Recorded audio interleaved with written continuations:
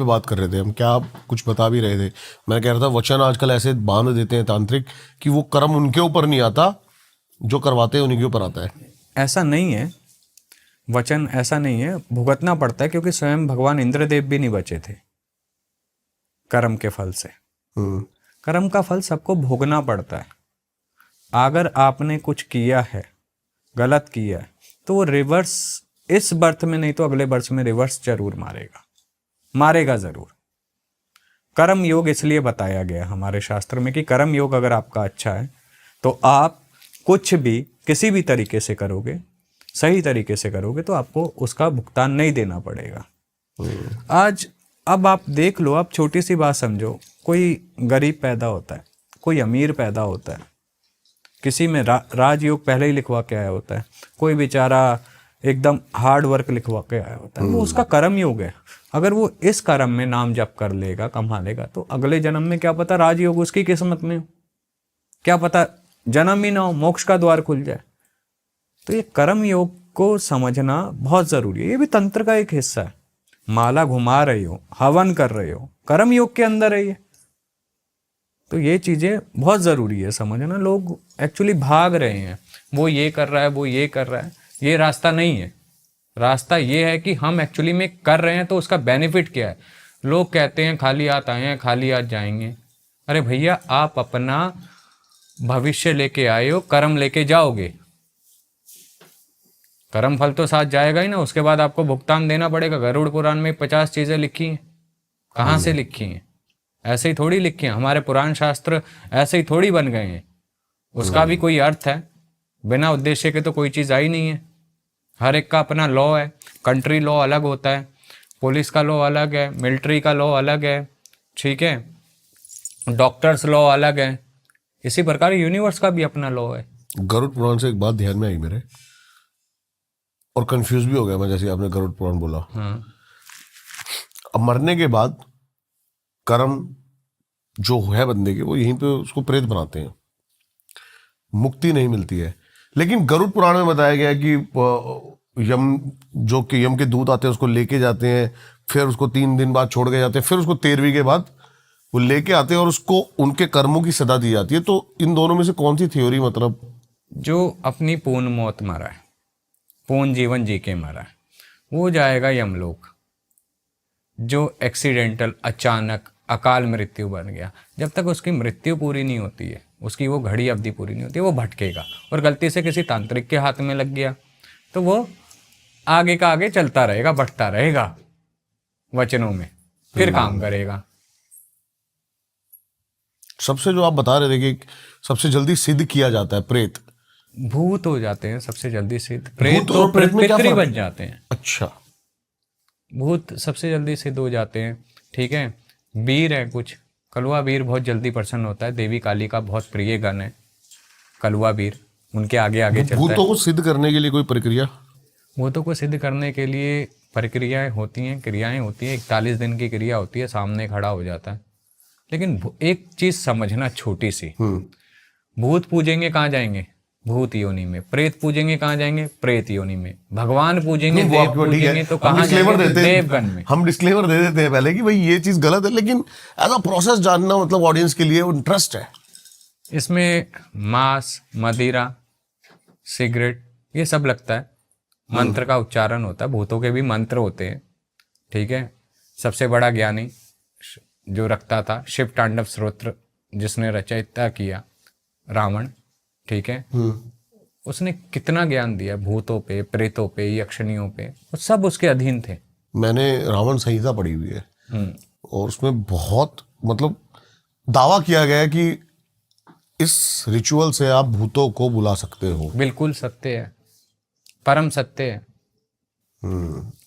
कुछ नहीं है जहां प्रेतों का वास हो। जो कहता हो भूत नहीं होते हैं, प्रेत नहीं होते हैं, है ना। अगर उन्हें देखना हो, महारात्रि आ रही है दिवाली की। हाँ, ये बताओ, क्योंकि इसको सबसे बड़ी तांत्रिक रात्रि भी कहा जाता है। तांत्रिक हम तो इसको इसलिए जानते हैं जस्ट कि रामचंद्र जी लौटे थे तो दिवाली मनाई गई। लेकिन आपने बताया कि काली चौदस की रात होती है। हाँ, इसमें आने से पहले आप ये बताओ कि जो आप बता रहे हो कि जिसको, जो नहीं मानता, जिसको देखने हो, मीठी खीर, मीठी खीर, इत्र की बोतल और दारू, इत्र की बोतल और दारू, देसी, किसी भी मसान में जाके फैला दे, शमशान में, हाँ फैला दे। उसके बाद नज़ारे उसके साथ, क्या होगा? वो कुछ तो एग्जाम्पल। वो तो करने वाले पे निर्भर करता है वो क्या प्राप्त करेगा। ये ना करे ना चैलेंज करे उस दुनिया का तो ज़्यादा अच्छा है। अगर भगवान जिंदा आ है जाएगा सर? ये तो उसकी किस्मत तय करेगी। अगर भगवान है, ठीक है, तो भूत भी है, तो खैर हनुमान देवी चालीसा है, में साक्षात लिखा हुआ है। तो गण भी हैं, हर एक चीज है। आप एक बात बताओ, लोग कहते हैं हमें चमत्कार देखना है। बचपन की फोटो उठाओ, आज की उठाओ, प्रकृति का इससे बड़ा चमत्कार क्या होगा? आपका चेहरा ही बदल जाता है, आपके हाव भाव बदल जाते हैं, आपके अंदर की जो ऊर्जा है वो बदल जाती है। इससे ज्यादा प्रकृति का चमत्कार क्या देखोगे? ठीक है, एक माँ जब किसी को जन्म देती है, प्रकृति का इससे बड़ा चमत्कार क्या देखोगे? जब दो ऊर्जाओं का मिलन होता है तो संसार चक्र, काल चक्र चलना शुरू हो जाता है, शुरू हो जाता है, बच्चा जन्म लेता है। इससे बड़ा चमत्कार क्या देखोगे? लोगों को एक्चुअली में क्या है कि सत्य को समझना नहीं है, असत्य और भ्रम में उलझे रहना है। सबसे बड़ी समस्या ये है। हर एक चीज है, जब आप नहीं थे तब भी थी, जब आप नहीं आप हैं तब भी हैं, जब आप नहीं रहेंगे तब भी रहेगी, होगी। उसका अस्तित्व कोई नहीं मिटा सकता, क्योंकि वो प्रकृति के नियम के अधीन है। ये चीज समझना बहुत जरूरी है। आप किसी को चैलेंज मत करो कि ये चीज नहीं होती है। हमने ऐसा केस भी देखा है, हमारे पास था पंजाब का केस। भूत प्रेत पिशाच किसी को नहीं मानना। शमशान उसके पास था कच्चा। कच्चा शमशान क्या होता है? कच्चा खुला हुआ शमशान, कीलित नहीं था, मतलब बाउंड्री नहीं थी, किनारे पे जाए जला दिया। उनने रोज शाम को दूध ये तो हर गांव में होता है, मेरे गांव में भी है। हाँ, दूध निकालता था, रोज शाम को दूध निकाल के ला रहा है वहीं से, गांव खेत से निकाल के लाया, जाते जाते 2 चम्मच वहीं से डाल देता था दूध। हाँ, ले पी ले बे, अगर है तो ले पी ले अच्छा। बे। ठीक है, उसको ये करना इतना भारी पड़ गया कि वो चीज उसके घर तक पहुंच गई। क्या हुआ? क्या रात को हवा में रहता था, उठा के मारती थी, दूध दे दूध दे। अच्छा। अब बताओ, मतलब एक मजाक में की गई चीज हो गया, दिखा लिया, कई जगह दिखा लिया, परेशान हो गए। वो साफ कहता, भैया मैं क्यों जाऊं, इसी ने बुलाया है, ले पी ले बे, ले पी, मैं क्यों जाऊं। कह रहा अगर मैं गलत हूं तो बताओ, मैं मरने को तैयार हूं, वचन देने को तैयार हूं। कह रहा अगर रोज कोई उंगली करेगा तो एक दिन तो हाथ पूरा झेलना पड़ेगा ना, किसी का भी हो, तो ऐसी हरकत करनी क्यों?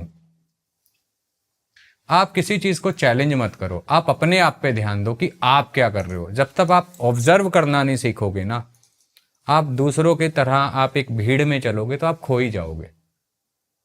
आपको ऑब्जर्व करना बहुत जरूरी है खुद को, कि हम क्या कर रहे हैं, उसका रिएक्शन क्या होगा, उसका एक्शन क्या होगा। चीज़ों को ऐसे नहीं करें, किसी भी चीज़ को चैलेंज ना करें। चैलेंज कई बार बहुत भारी पड़ जाते हैं, बहुत भारी। हमने तो देखे हैं, हम भुगत भोगी हैं, हमने भी देखे हैं, 50 चीज़ों को देखा है। चैलेंजेस हमेशा डुबाता है। चैलेंज करना है ना, अपने आप से करो कि मेरे में यहाँ कमी है, इसे सुधारूंगा मैं।